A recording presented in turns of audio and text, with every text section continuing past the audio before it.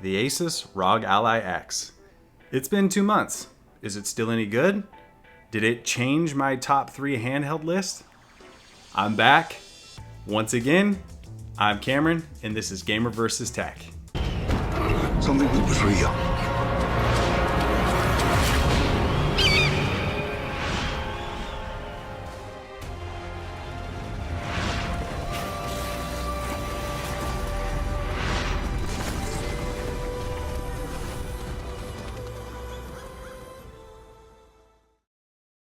So let me start off by saying it's been a while. I took a little bit of time off. You know, I have a 7-month-old. She's almost 8 months.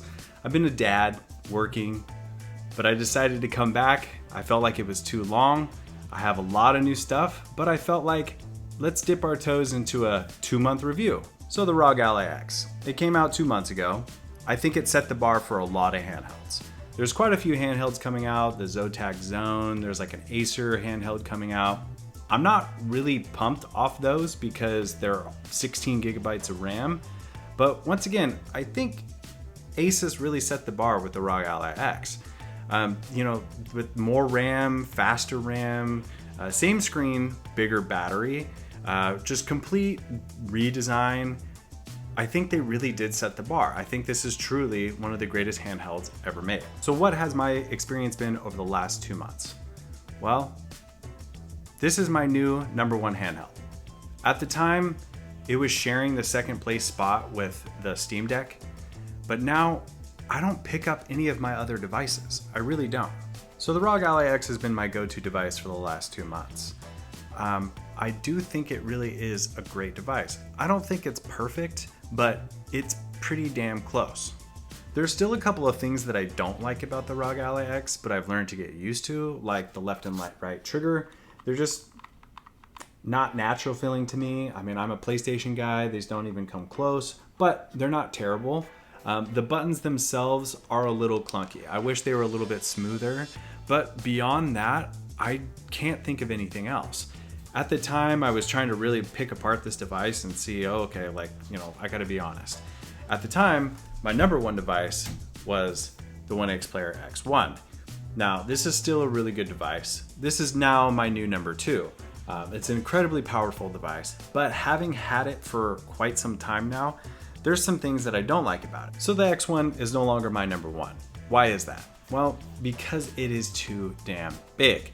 I was chasing this massive handheld dragon because I love giant screens, beautiful details, and stuff like that. But for portability reasons, you kind of get tired of that. Your hands, your arms, you're just tired of holding this device up. Now, how I like to play my devices mostly is in my bed. My wife's sleeping next to me. I'm just trying to get maybe an hour or 2 before bedtime, and I'm holding the device up. I'm not holding it on anything. Sometimes I have a lap desk, but I don't really use that. I'm holding it up. Using an ultra heavy device like the X1 is just, you're not gonna game for more than an hour. The ROG Ally X is just right. Even though it does have a 7-inch screen and smaller, I still think that this is a beautiful screen, and combined with the power, all the other specs, and the portability, I'm only reaching for this nowadays. I'm not even reaching for my Steam Deck OLED. So at the time, the ROG Ally X and the Steam Deck OLED were sharing my #2 spot. Why is that? Because of the battery life. Honestly, battery life really, really, really is that important. Now, if you want power, that's great, but some handhelds I have only get about 45 minutes to an hour of game time. That kind of sucks. It really does. Now, the Steam Deck, amazing battery life. Even though it's completely under spec, it plays games really, really well and has great battery life. The ROG Ally X is exactly what the Steam Deck needs to be.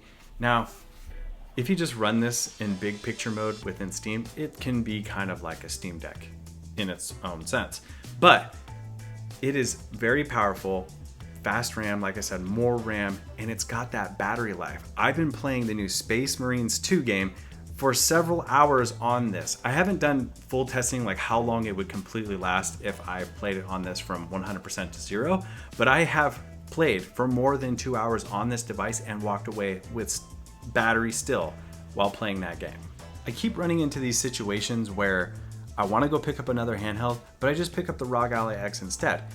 I'm not sure why. I've always been kind of like, I'll play this one today, I'll play that one tomorrow. I like to share love with all of my handhelds. I do have a lot, but for some reason over the last 2 months, I have only been grabbing the ROG Ally X. And I think that is because it's just the best all-around device. From the beautiful screen, the revised controls, the complete redesign, the bigger battery, the faster RAM, more RAM, the list goes on.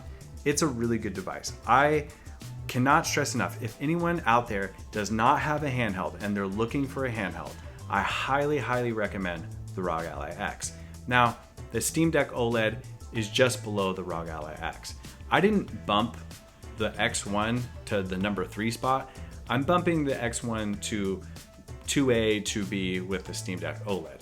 I can't knock out the Legion Go because the Legion Go is also very big, it has great tight feeling controllers, and it's all around a pretty good device. But the ROG Ally X, number 1, if you had to choose a device, if you don't have any handheld out there, as somebody who has been playing this consistently nearly every day for the last 2 months, buy this device. So let's talk about some of the games that I play.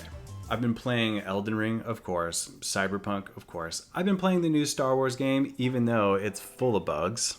But mostly, ever since it came out, I've been playing the new Space Marines 2 game. And might I say, Space Marines 2 runs really, really well on the ROG Ally X. As I mentioned before, I can play Space Marines 2 for several hours on this device. I have not done a full testing how long it would last, but I'm going to assume I can get about 3 hours running it at 17 watts. For some reason, when I've seen a bunch of other videos on Space Marines 2, everyone's struggling to run that game on the ROG Ally X. I have no idea why. Recently, Windows did come out with a new update, the 24H2, but also there was kind of a patch running into the 23H2 update that basically boosted performance for gaming. I don't know if those videos are older and my device is running that, and that's why my device runs that game really, really well. But I don't play this outside of 17 watts. I have CPU boost off. I run it at 17 watts. I lock the screen at 60 frames per second. And although I'm running it at 720p, it runs really, really well, and I enjoy it that way. Sure, if you have a big main build at home, like I have a big giant build and I have a small form factor build, which another video is coming on that soon, those run Space Marines 2 really, really well, over 120 FPS, ultra settings, very good graphics. You're not going to get that kind of performance out of the ROG Ally X, but what you are going to be able to get is a playable game that still looks pretty good with decent performance. So when I was playing Space Marines 2, I had it at 720p, CPU boost off. I locked the screen at 60 frames per second.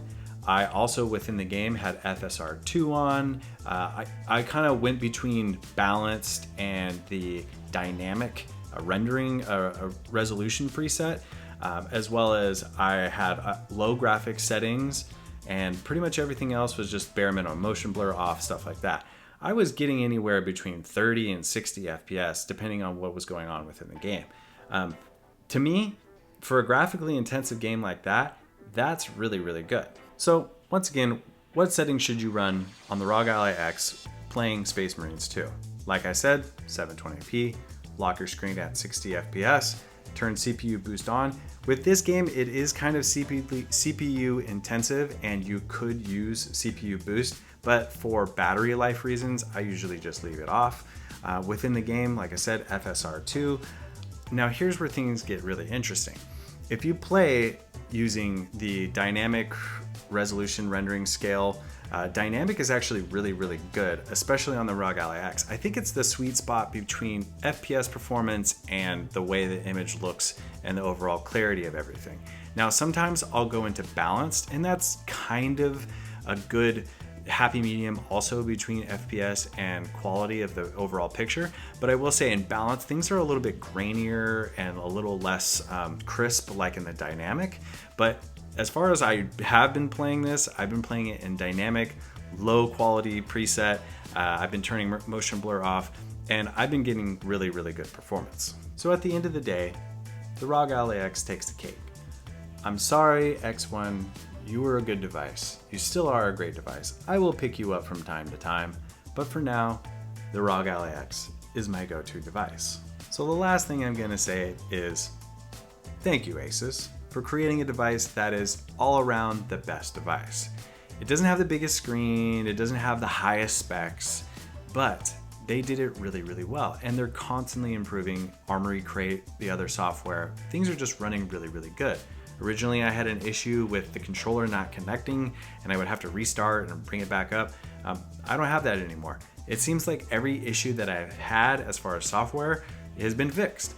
So that's really good. The very last thing that I'm gonna say is I'm really excited for some of the upcoming handhelds that are coming out.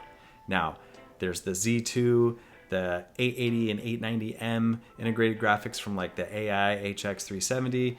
I'm really, really excited to see some of those in the newest handhelds. I hear they're coming out in 2025. Who knows? I'm really excited to see what Asus is going to do. I'm sure there's going to be another revision or a completely different handheld like the ROG Ally X2 or something like that. And I'm just really, really excited because once again, Asus took what people were saying about the original ROG Ally, which was not my favorite handheld at all, and then they improved it.